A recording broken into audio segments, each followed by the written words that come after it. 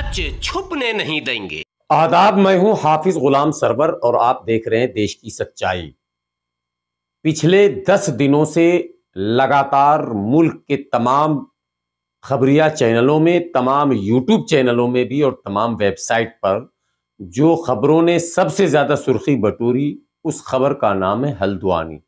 और वो खबर अभी रुकी नहीं, इसलिए नहीं रुकी है कि हल्द्वानी के संबंध में जो याचिका सुप्रीम कोर्ट में दायर की गई थी और पिछले 5 तारीख को सुप्रीम कोर्ट ने जो ऐतिहासिक फैसला दिया, यानी कि उत्तराखंड हाई कोर्ट के उस आदेश को जो स्टे किया है, जिस आदेश में 7 दिनों के अंदर हल्द्वानी की 4300 मकानों को डिमोलिश करने का आदेश था, उसको सुप्रीम कोर्ट ने फिलहाल रोक दिया और 5 फरवरी की अगली तारीख रखी।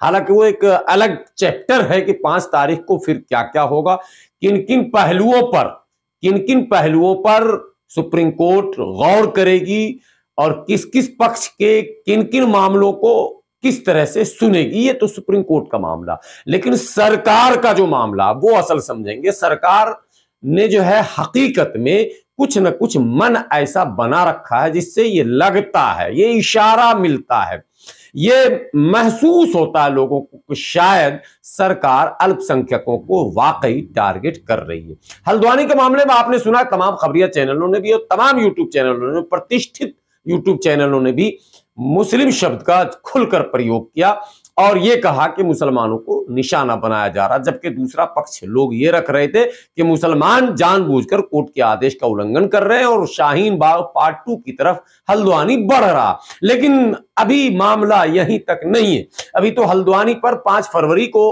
आगे पता चलेगा कि सुप्रीम कोर्ट का क्या रवैया होता है, क्या फैसला होता है, क्या स्टैंड होता है, सुप्रीम कोर्ट किस तरफ इस मुकदमे को ले जाती है। लेकिन यह खबर दिल्ली से छनकर आ गई। जी हां, दिल्ली के मेहरौली में गौसिया कॉलोनी और उसका जो हलका है, अब आप यहां भी यूं कह सकते हैं कि यह भी मुस्लिम बाहुल क्षेत्र है। यहां भी 70 से 80% मुस्लिम रहते हैं और यह भी रिसेटलमेंट कॉलोनी है, यानी कि दिल्ली के अंदर जो आप सुनते होंगे कि लीगल और इल्लीगल, तो लीगल तो बहुत कम कॉलोनियां हैं, इल्लीगल कॉलोनियों की तादाद आज भी दिल्ली में बहुत ज्यादा। लेकिन क्या वजह है कि डीडीए हो या दूसरी अथॉरिटी हो, जब भी नोटिस डालती है तो ऐसे इलाके को ही निशाना बनाती है जिस इलाके में मुसलमानों की बड़ी तादाद बसती है। बस यही से एक सवाल पैदा होने लगता है कि क्या वाकई सरकार का इरादा भी कुछ ठीक ठाक नहीं है क्या? सरकार के मंसूबों पर, सरकार के इरादों पर, सरकार के क्रियाकलापों पर यहीं से शक और शुबहा शुरू हो जाता है और फिर यहीं से मुद्दा बन जाता है वही हिंदू और मुस्लिम का। जी हां, और बाद फिर इल्जाम लगाया जाता है कि आपने हिंदू और मुस्लिम का मुद्दा कैसे बना दिया, ये तो इंसानियत का मुद्दा है।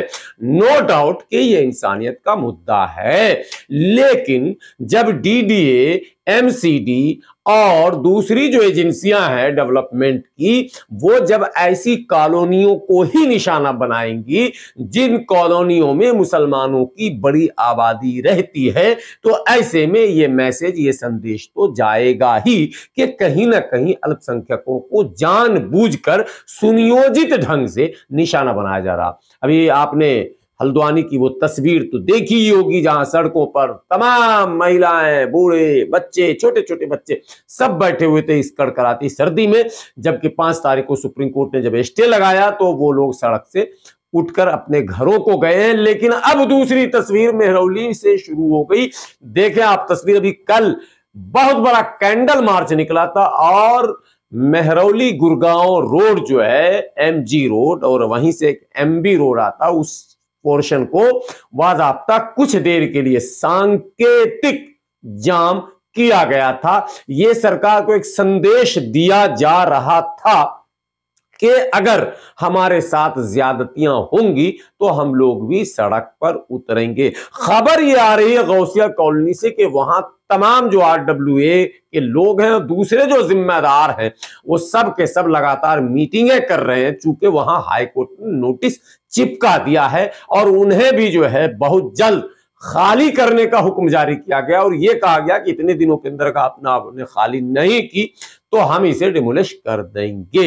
ऐसे में पूरे गौसिया कॉलोनी के लोग घबराए हुए हैं और सवाल फिर वहीं से उठ रहा है कि आखिर सरकार ये कौन सा कदम उठाती है, कौन सा प्लान बनाती है कि निशाने पर हमेशा वही आ जाता है। जी हां, वही मतलब मुसलमान। बहरहाल नजर मेरी भी बनी हुई है गौसिया कॉलोनी पर और आप तक पल पल का अपडेट मैं गौसिया कॉलोनी का भी देता रहूंगा। इससे पहले मैं 3 खबरें चला चुका हूं, ग्राउंड पर जा चुका हूं, ग्राउंड की खबरें आप तक पहुंचा चुका हूं, आप वीडियो में देख सकते हैं हमारे चैनल पर। अभी फिर आपको दिखा रहा हूं जो कैंडल मार्च निकला और वहां के जो सामाजिक कार्यकर्ता हैं वो सब सक्रिय हैं। अजीम खान एक सामाजिक कार्यकर्ता है, वो भी सक्रिय है, हालांकि बिल्कुल युवा है। अभी जंतर मंतर पर वो परसों धरने पर थे और इस तरह से अब धरना और प्रदर्शन का दौर भी शुरू हो चुका है और वहां के मुस्तकिल कई लोगों से मैं भी बराह रास्त राब्ते में हूं। बहरहाल उनके लिए भी अब दुआ की जरूरत है और दवा की भी जरूरत है, यानी उन्हें भी अब सुप्रीम कोर्ट का रुख करना पड़ेगा। बने रहें देश की सच्चाई के साथ, इसी तरह के पल पल के अपडेट के साथ मैं फिर हाजिर होऊंगा। शुक्रिया।